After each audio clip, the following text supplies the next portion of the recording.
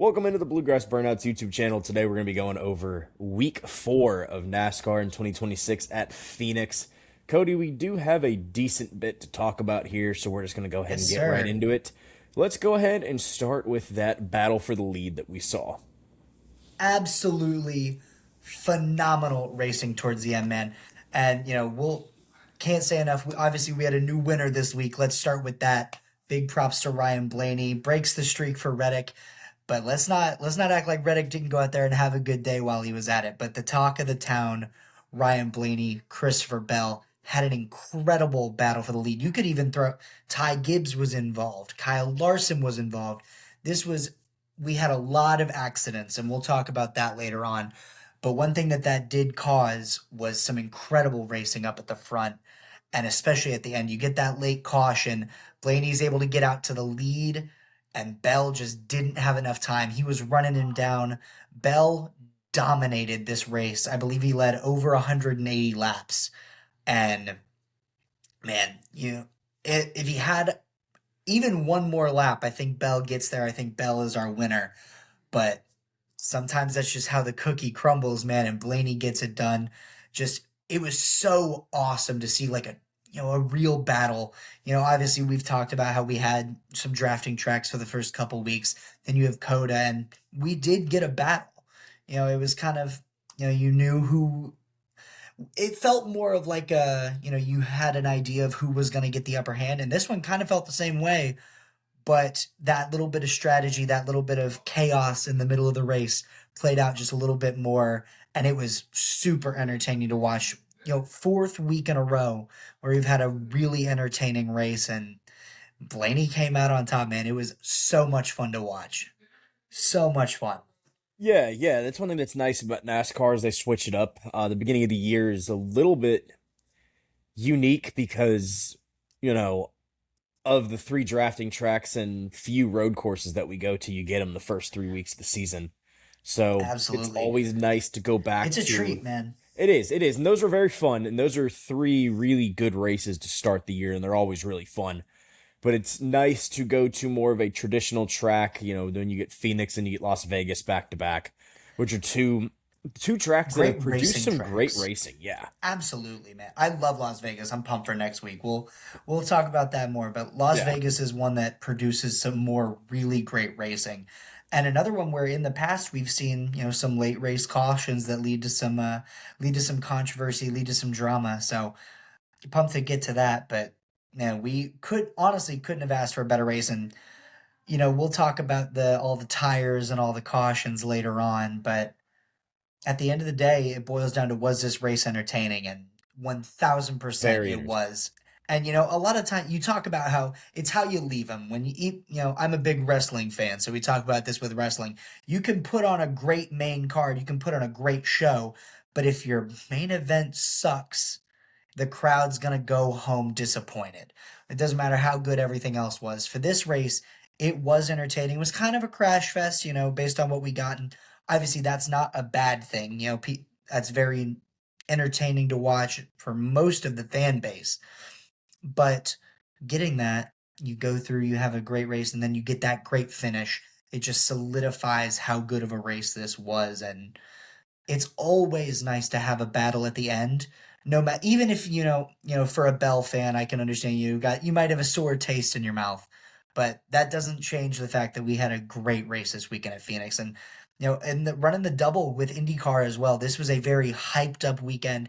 I've seen more ads for this race this weekend than I have almost any other race, even more than Daytona, honestly. Yeah. World Baseball Classics on FS1, an incredible games, by the way. Just a quick shout out. But it's on FS1. The race is on Fox, starting the start of the year. I've seen so many ads for the IndyCar NASCAR weekend, and it lived up to the hype, man. The IndyCar race was also good. Watch the highlights for that. And man, this weekend overall just completely delivered, and it was 10 out of 10, honestly. We had a great weekend. Yeah, it was great. It was fantastic. It definitely lived up to the hype. But let's go ahead. Let's talk about that tire wear, Cody, because that Yeah, is man. the outside of the really good racing that we got at Phoenix, and it's crazy how some of these tracks that people the past couple of years have been claiming don't have good racing, Phoenix and Texas, we've actually had some really good races at them, Really good. which is insane to think about. More on the Texas side, but with Phoenix has Yeah. always had good races. It just isn't. It's not Miami for the championship, and Yeah. that's why people don't like it. Don't like I was gonna it. say, I think it got a lot of hate because they moved the championship there.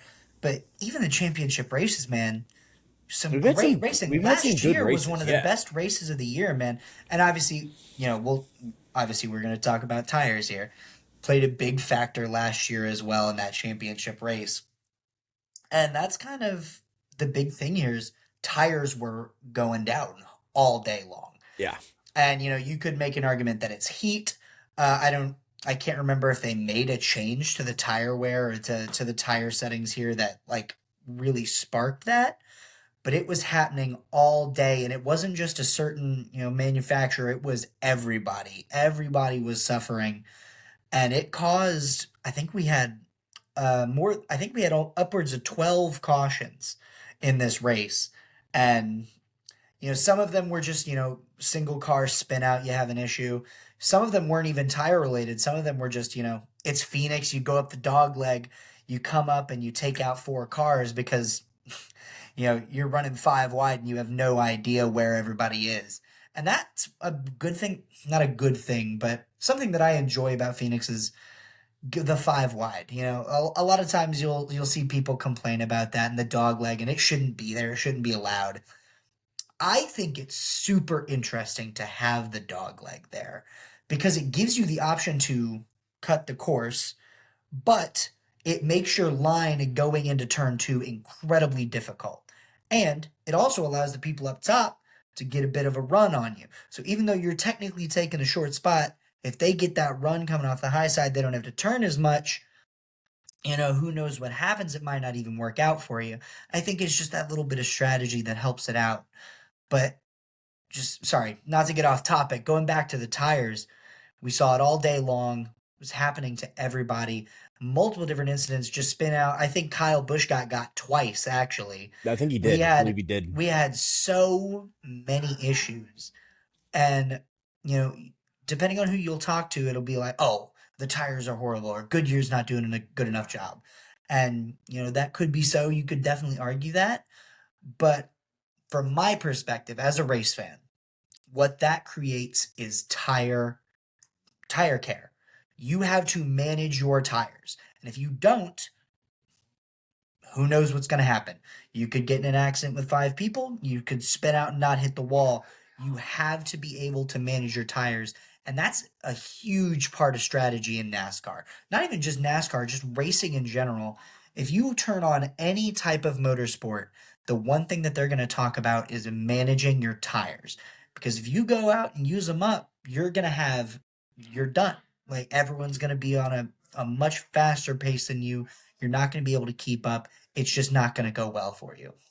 And, with how many we had, it might be a little drastic. They might need to make a change, might need to be a tweak, here or there. But at the end of the day, I think it creates strategy.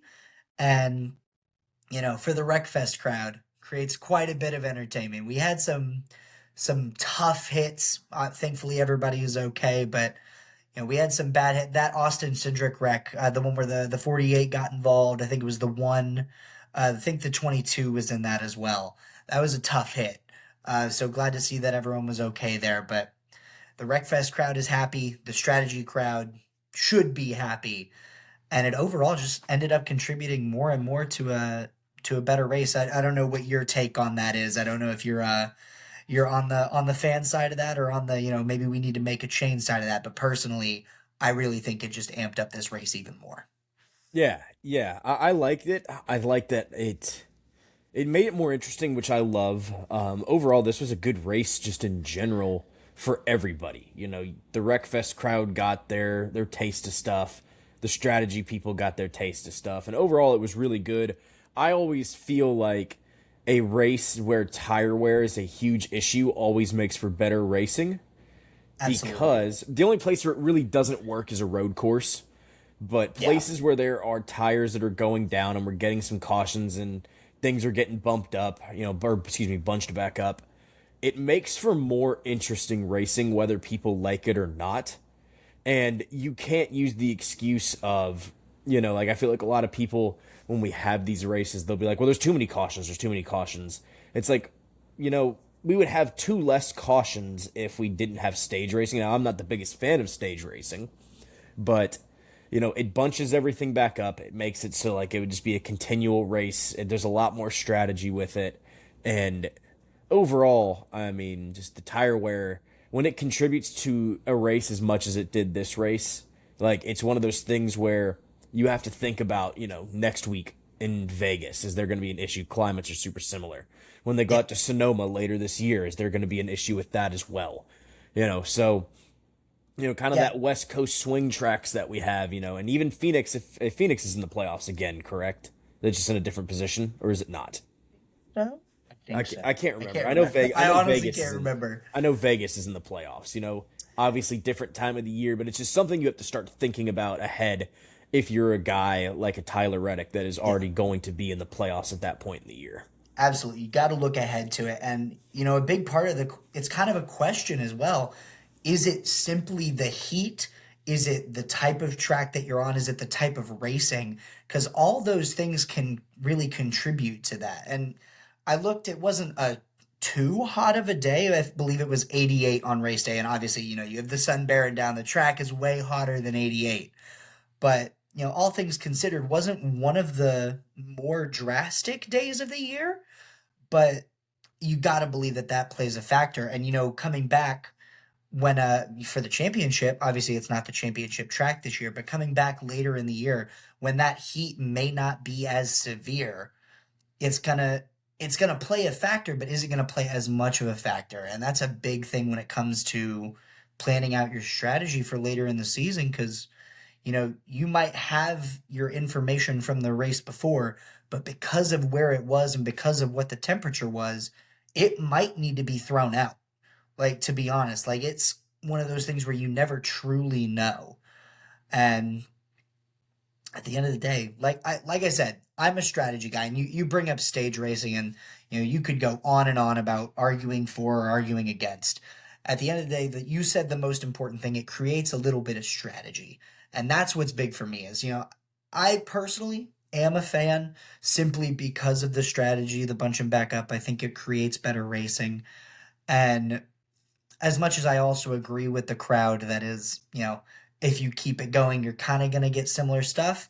But I digress. I think it could go either way, but the strategy is the big thing for me. And we got, I can't say it enough, we got a lot of that in this race. And like I already said, 10 out of 10, I loved it.